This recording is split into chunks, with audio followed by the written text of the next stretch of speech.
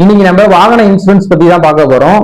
வாகன இன்சூரன்ஸ் அமைப்பதால என்னென்ன பெனிஃபிட் இருக்கு, வாகன இன்சூரன்ஸ் அமைக்கலைன்னா என்னென்ன பிரச்சனை தான் நம்ம எதிர்கொள்ள வேண்டி இருக்கும், வாகன இன்சூரன்ஸ் அமைக்க என்னென்ன ஆவணங்கள் எல்லாம் தேவை, எப்படி அமைப்பது, நம்ம ஜேகேஎஸ் கம்ப்யூட்டர் சென்டர் மூலயமா வாட்ஸ்அப்ல ஆவணங்கள் அனுப்புனா எப்படி உடனே இன்சூரன்ஸ் அமைத்து தராங்க, பர்சனல் ஆக்சிடென்ட் கவர் மூலயமா 15 லட்சம் ரூபாய் வரைக்கும் கவரேஜ் வருது.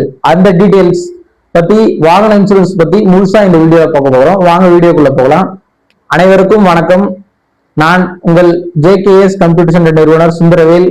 நாம் தொடர்ந்து வில்லேஜ் டெக் சேனல் வாயிலாக கல்வி, வேலைவாய்ப்பு மற்றும் அரசு அறிவிப்புகள் மேலும் மக்களுக்கு பயனுள்ள தகவல்களை வீடியோவாக பார்த்து வருகிறோம். தொடர்ந்து நமது வீடியோக்களை பார்ப்பதற்கு நமது வில்லேஜ் டெக் சேனலை சப்ஸ்கிரைப் செய்து கொள்ளுங்கள். இன்னைக்கு நம்ம வாகன இன்சூரன்ஸ் பத்தி தான் கிளியரா பார்க்க போறோம். அது ஃபர்ஸ்ட் வாகன இன்சூரன்ஸ் அப்படின்னா என்ன அப்படின்றத சொல்லிடுறேன். எல்லாமே உங்களுக்கு தெரியும், இருந்தாலும் நம்ம அந்த டீடைல்ஸ் மட்டும் லைட்டா பார்த்துக்கலாம். ஓகேங்களா? வாகன இன்சூரன்ஸ் அப்படின்றது நம்ம ஒரு 2 வீலரோ இல்ல காரோ நம்ம ஓனா வாங்குறோம்னா அதற்கு காப்பீடு போட்டு வச்சுக்கணும். காப்பீட்டின் பயன் என்னன்னா, சப்போஸ் நீங்க வண்டியில போயிட்டு இருக்கும் போது எதிர்பாராத விதமாக விபத்து ஏற்படும் பொழுது அதன் மூலமா உங்களுக்கு உடல்ல காயமோ அல்லது உயிரிழப்போ இல்ல எதிரில் யாரோ காயமோ உயிரிழப்போ வரும் பட்சத்துல அவங்களுக்கு மருத்துவ உதவிக்கும் அப்புறம் நஷ்டஈட்டுக்கும் இந்த வாகன இன்சூரன்ஸ் மூலயமா அந்த காப்பீடு மூலயமா நம்ம அந்த கவரேஜை எடுத்துக்கலாம். ஓகேங்களா? அதுக்காக தான் நம்ம மெயினா இன்சூரன்ஸ் போடுறோம். இது மூலயமா காம்பரேட்டிவ் இன்சூரன்ஸ் போட்டிருந்தீங்கன்னா உங்க வண்டியில ஏதாவது டேமேஜ் ஆகுது, பார்ட்ஸ்ல உடையுது, அதையும் அந்த காம்பரேட்டிவ் இன்சூரன்ஸ் மூலயமா சரி பண்ணிக்கலாம். அதுக்கும் இன்சூரன்ஸ் கம்பெனி மூலயமா நம்ம காசு கிளைம் பண்ணிக்கலாம். இதுக்காக தான் மெயினா நம்ம இன்சூரன்ஸ் போடுறோம். ஓகேங்களா? இந்த இன்சூரன்ஸ்ல என்னென்ன டைப் இருக்கு அப்படின்றத நெக்ஸ்ட் பார்க்கலாம். இன்சூரன்ஸ்ல என்னென்ன டைப் இருக்குன்னா, ஃபர்ஸ்ட் தேர்ட் பார்ட்டி இன்சூரன்ஸ். அதுதான் ரொம்ப முக்கியமானது.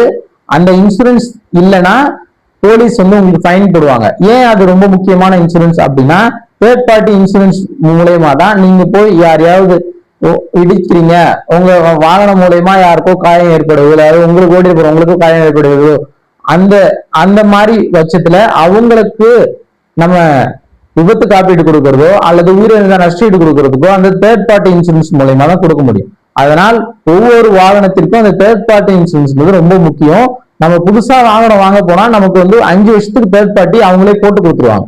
அது எதற்காக, அது அதன் முக்கியத்துவம் இவ்வளவு தெரிந்ததால் தான் அதை உங்களுக்கு 5 வருஷமா போட்டு கொடுக்குறாங்க. இது third party insurance. Comparative insurance அப்படின்னா இந்த தேர்ட் பார்ட்டியும் அது உள்ள வரும். அது இல்லாம உங்களுக்கு வண்டியில ஏதோ டேமேஜ் ஆகுது, வண்டியில எங்கேயோ போய் ஆக்சிடென்ட் ஆகி உள்ள பார்ட்ஸ் எல்லாம் வீணாகுது, உடையுது, டேமேஜ் ஆகுதுன்னா அதுக்கும் சரி பண்ணிக்கிறதுக்கு அதுக்கு ஷம் இன்சூரன்ஸ் போடுவாங்க. இப்போ உங்க வண்டியோட வேல்யூ 10 லட்சம் ரூபானா 10 லட்சத்துக்கு உங்களுக்கு ஷம் இன்சூரன்ஸ் போடுவாங்க. அதுக்குள்ள எவ்வளவு டேமேஜ் ஆகுதோ, அது எத்தனை % டேமேஜ் ஆகுதோ அதுக்கான அமௌண்ட்டும் அந்த காம்பரேட்டிவ் இன்சூரன்ஸ் வாயில கிளைம் பண்ணிக்கலாம். ஓகேங்களா? ஃபர்ஸ்ட் தேர்ட் பார்ட்டி இன்சூரன்ஸ், அது ரொம்ப முக்கியமானது. ரெண்டாவது காம்பரேட்டிவ் இன்சூரன்ஸ். தேர்ட் பார்ட்டியும் வண்டிக்கு சம் இன்சூரன்ஸ் சேர்த்து போடுறது. அடுத்தது own damage insurance. Own damage இன்சூரன்ஸ்னா நீங்க 5 வருஷத்துக்கு உங்களுக்கு கம்பெனிலே தேர்ட் பார்ட்டி இன்சூரன்ஸ் போட்டு கொடுத்துருவாங்க. ஆனா காம்பரேட்டிவ் இன்சூரன்ஸ் 1 இயர்ல முடிஞ்சிடும். மீதி 4 இயருக்கு நீங்க தான் உங்க வண்டியோட சேஃப்டிக்கு நீங்க உங்களை நீங்க அந்த ஓன் டேமேஜ் வண்டி இல்லைன்னா உங்களுக்கு போலீஸ் பிடிக்க மாட்டாங்க. பெரிய இஷ்யூ இல்ல. என்ன இஷ்யூனா, நீங்க எங்கேயோ போய் வண்டி டேமேஜ் ஆகுது, உங்க வண்டி மரத்துல எங்கேயோ இடிச்சு டேமேஜ் பண்ணிக்கிறீங்க அப்படின்னும் போது உங்க வண்டியில வர்ற பிரச்சனையை சரி பண்றதுக்காக அந்த ஓன் டேமேஜ் இன்சூரன்ஸ் நெக்ஸ்ட் 4 இயருக்கு நீங்க தனியா கட்டிக்கணும். அதுதான் அந்த ஓன் டேமேஜ் இன்சூரன்ஸ் சொல்றது.